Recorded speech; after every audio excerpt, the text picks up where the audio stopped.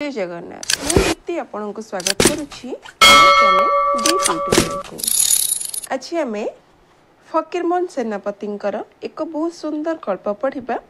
गल्पटर ना सुना नाकचणा। आरंभ करवा गल्पटी। गोपालपुर ग्रामटा खूब बड़ बा सान नुहे, मध्यम भलिया बासिंदा संख्या 150 घर मध्य समस्ते चाषी। मफसल ग्राम चाषी मानकर जेपरी अवस्था होता है सेहीपरी ग्राम मध्य सान्तंक घरटा प्रधान। सान्तंक नाम उदय नारायण महापात्र। से गोपालपुर ग्रामर मौरस सरबराकार, मात्र प्रजा माने ताहांकु जमीदार बोली जानती।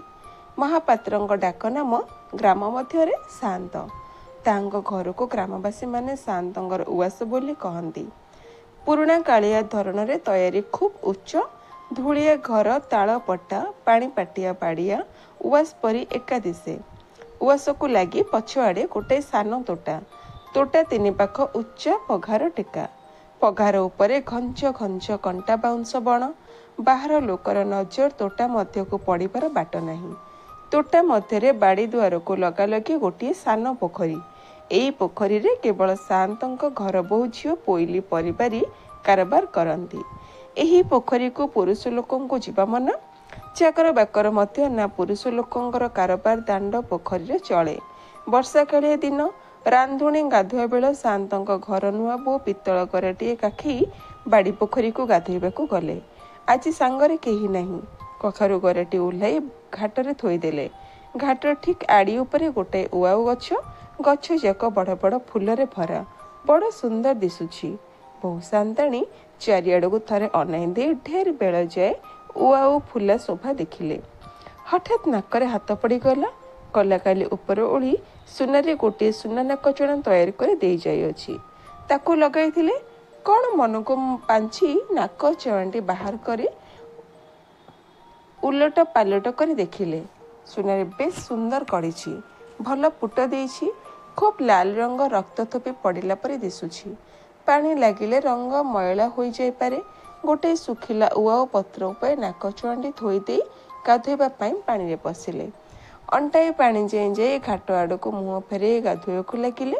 नाकचणा उपरे नजर न थाए। नाकचणा उपरे नजर थाए। काहू गोटे डामरा काऊ का का करी उड़ी आसी घाटरे बसिला।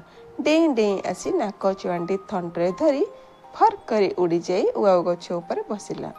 बहु आउ गाधोइबे कौन? आड़ी को धाई आसी काऊ को टेकाटे मारिले। काऊ सेठार उड़ी कहीं चलीगला। उदा सरपट सड़ सड़ पानी बही पड़ुछि। बहु उआस भीतर को धाइले। पोइली परिवार को डाकी पाटी करी सब कथा कहले। समस्ते तोटा को धाइले। सासु शांताणी मध्य धाइले। तोटा जाक गछ मूल खोजगला। काऊ तो उड़ी जाइछि। गहनाटा मिलिला नहीं। शांतंक कान को कथा गला। से मूलिया कोठिया धरी गाँ को धाइले। शांतंक मन खुशी करने निमंते केते जन प्रजा पाटक मध्य धाइले। जो गछरे काउटी बसी टेका खपड़ मारी उड़ाइले। गछ मूल जाक खोजिले। उड़ंता काऊ थंट को अनाइले। गाँ पिला गुड़ांकर तो भारी मन खुशी। पल पल होई धाइछंदी। केवल काऊ को टेका मारिबारे व्यस्त। आउ केते लोक मध्य काऊ को उड़ाई दे गछ मूल सब खोजुछंदी। जदि सुनाटा हाथ में पड़ी जाए एहीपरी बेल बुड़ा जे गाँव में चहल पड़ा। गोटे काऊ अपराध रे गोष्ठी सुधा दंड पाउछि। गोटे काऊ अपराध गोष्ठी दंड पाउछंती एकथा सेमाने बुझिले कि नहीं अजणा। मात्र शेष रे समस्त काऊ निहाती दिगदार होई का करी गाँ छाड़ी पलाइले। सेदिन तो काऊ पलरे निर्जला एकादशी। मुह संजय बेले शांत देह पानी बढ़ाइबाकू गले। चाकर बाकरंक मध्य सही हाल। सेदिन शांतंक उआसरे समस्तंकर एकाहार। बहु शांताणी केवल सासूंठार गाली गुड़िए खाई तुनी होई सोई पड़िले और किछि खाइले नहीं। द्वितीय परिच्छेद। पुसिकी माघ मास हेब। शीत दिनिया दिने सकाळे शांतंकर नुआ बहु हांडीशाल प्रस्थ मझी अंबारे खरा पिठिया गोटाए पनिकी पटा माड़ी बसी परिबा जोगाड़ुछंती। गोटे उआउ धरी 2-3 फड़ा काटी पकाइले। शेष फड़ारे पनिकी दाढ़ को कणटाए टाण टाण लागिला। शेष फड़ाटा जेपरी काटी पकाइले लाल रंगर कणाटाए ठक करे तळे पड़ीगला।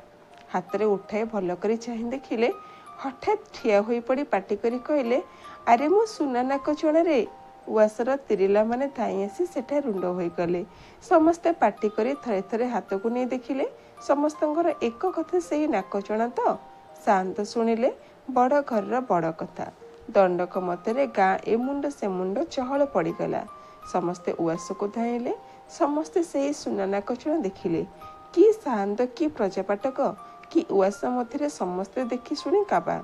ଏତେବେଳେ ଗ୍ରାମଯାକ କି ତିରିଲା କି ମରଦ ସମସ୍ତଙ୍କ ମୁଖରେ ଏକ ପ୍ରଶ୍ନ, ଉଆଉ ଭିତରେ ସୁନା ନାକଚଣା କାହୁଁ ଆସିଲା?